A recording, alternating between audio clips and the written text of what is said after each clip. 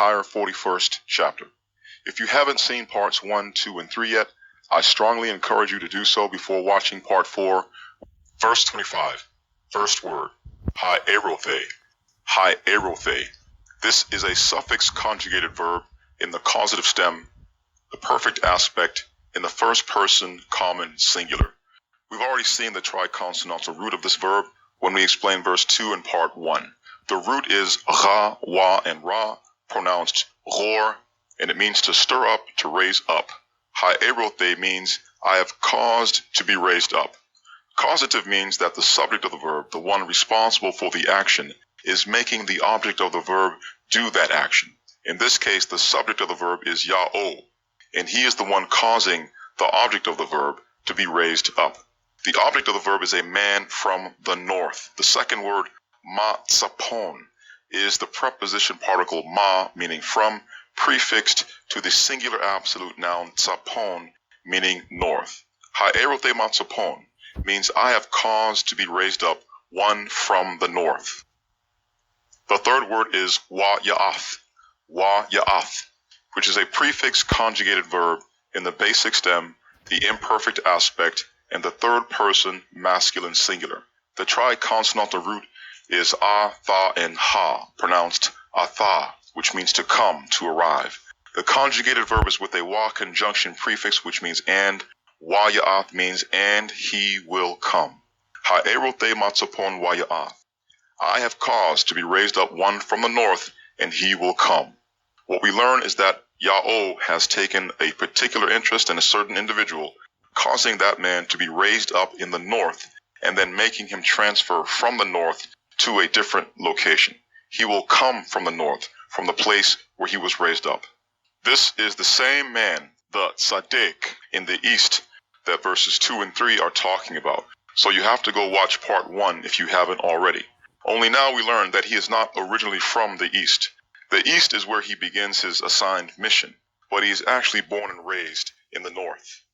Next word, ma-mazrach. Ma-mazrach.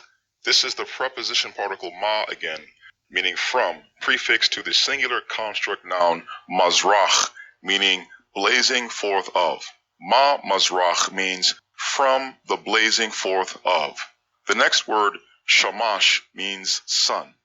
Ma-mazrach, shamash means from the blazing forth of the sun, or in other words, from the far east in the place where the sun appears to rise. The next word is yakar, which is a prefix conjugated verb, the basic stem, simple active voice, imperfect aspect, and the third person masculine singular. The triconsonantal root is ka, ra, and a, pronounced kar, which means to call. Yakar means he will call. The next word is ba-shameh, which is the preposition ba, meaning on or in or by, prefixed to shameh, which is the noun sham, meaning name, and then a pronominal suffix in the first person for possession. Shameh means my name. Ma-mazrach yakar ba-shameh. From the blazing forth of the sun will he call on my name. So let's pull over. The man, the tzaddik, the righteous one, who is not originally from the east, but is born and raised up in a northern country and later relocates to the Far East. After he is in the Far East, he begins calling on the name. That's when he calls on the name, not before. He was raised in the north, but he came from the north to the place where the sun blazes forth in the Far East in order to begin his mission of calling on the divine name. Now, I've already told you who this man is, Aneho. But before I go into a bit more detail, let me remind you who he is not. Christianity and Judaism want you to believe this person is the heathen idolater Cyrus, king of Persia. This interpretation is forced because Cyrus was not raised in a northern land, and he did not come from the north and go to the Far East where the sun blazes forth and then call on the divine name there. It's like Christianity and Judaism have two brain cells, and both of them are fighting for third place, trying to force a square peg into a round hole. It simply doesn't fit.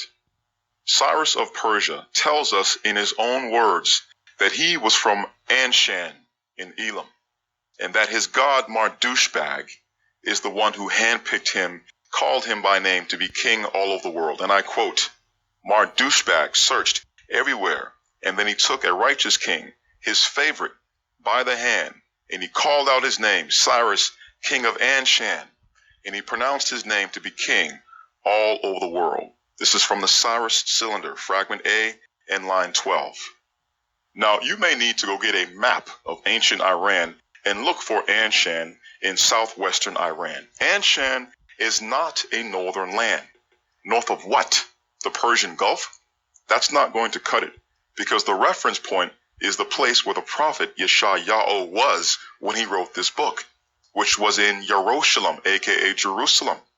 Anshan is located southeast of Jerusalem, not north of Jerusalem. Anshan is located east of the Holy Land, but not far east enough. The prophet said the man would call on the divine name in the place where the sun blazes forth. That means sunrise.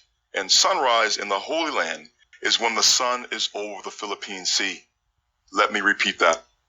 At the beginning of every year, in the spring, when the day begins in the Holy Land at sunrise, the sun is blazing forth directly over the Philippine Sea.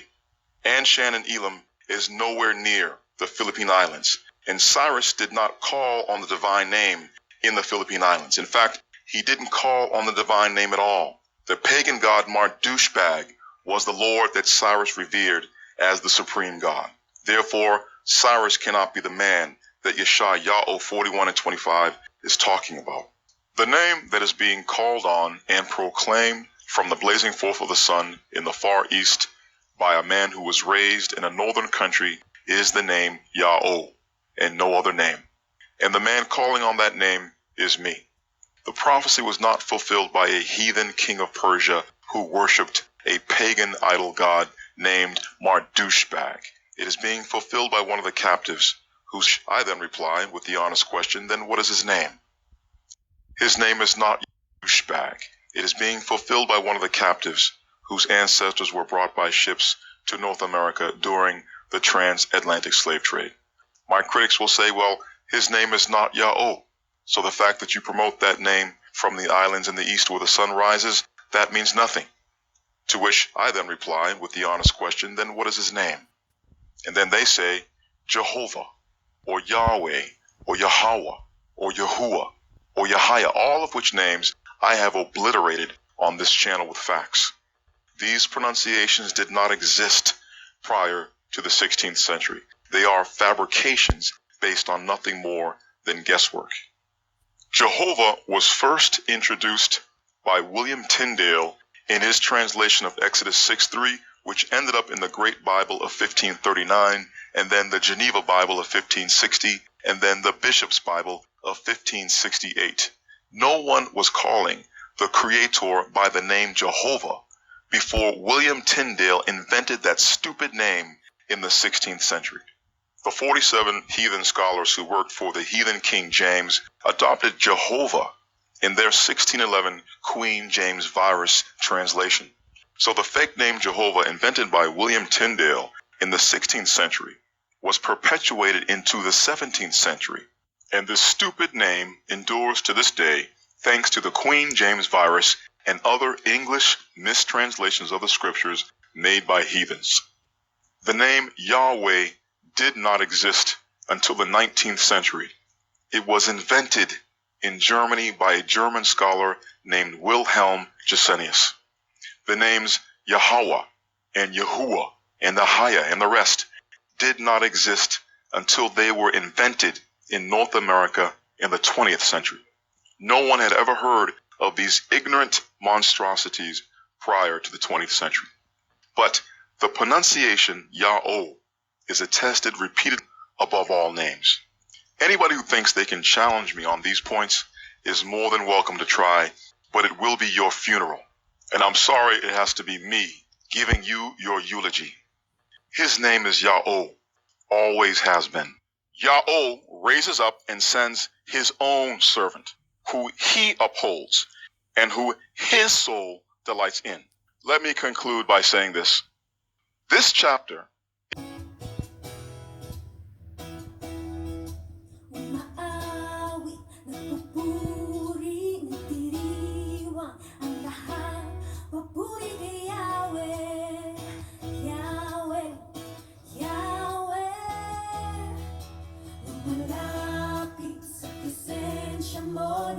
Isaiah 42 is all about the Isles Philippines, the servant of King the Most High Yahweh. The Most High Yahweh sent his own child in the Isles, the Philippines. The Most High Yahweh child will be known as the man of Ophir, the chief man of the Isles. Isaiah 42 is not addressed to the ancient Canaan Israel nor to the Middle East, but it is addressed to the island of the Philippines. The Christians believes that it is Jesus Christ, Yeshua, Yarawashi, Yahusha.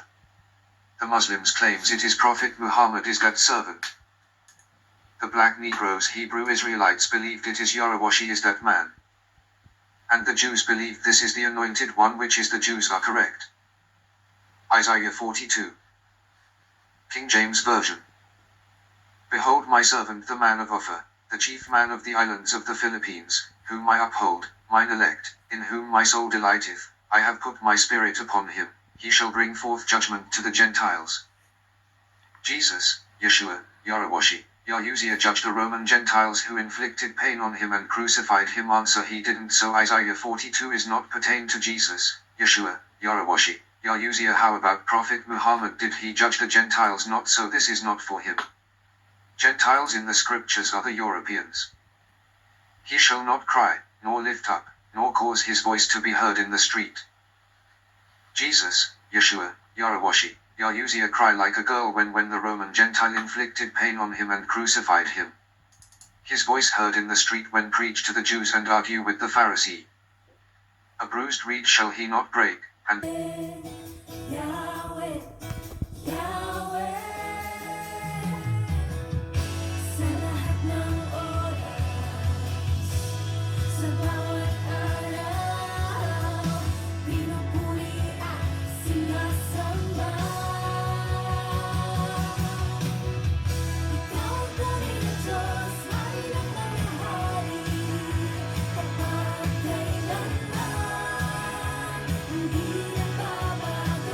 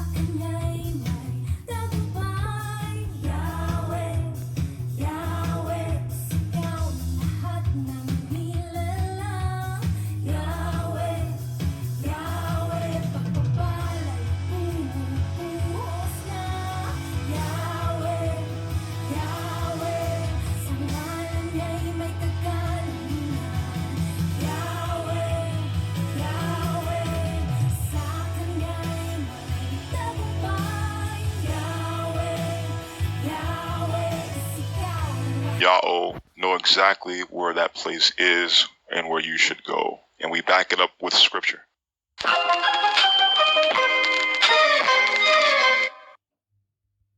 Where that place is. Now, if you are a member of 12 tribes, mind upon your heart to leave the Americas. That is not an accident. That is Yahweh alluring you out. Now, if you are a member of 12 tribes and you've been listening to the Baal name doctrine, okay, the people who call upon the name Yahweh know exactly where that place is and where you should go. And we back it up with scripture. Yahweh know exactly where that place is. Now, if you are a member of 12 tribes and you've been listening to the Baal name doctrine, okay, the people who call upon the name Yahweh know exactly where that place is and where you should go. And we back it up with scripture.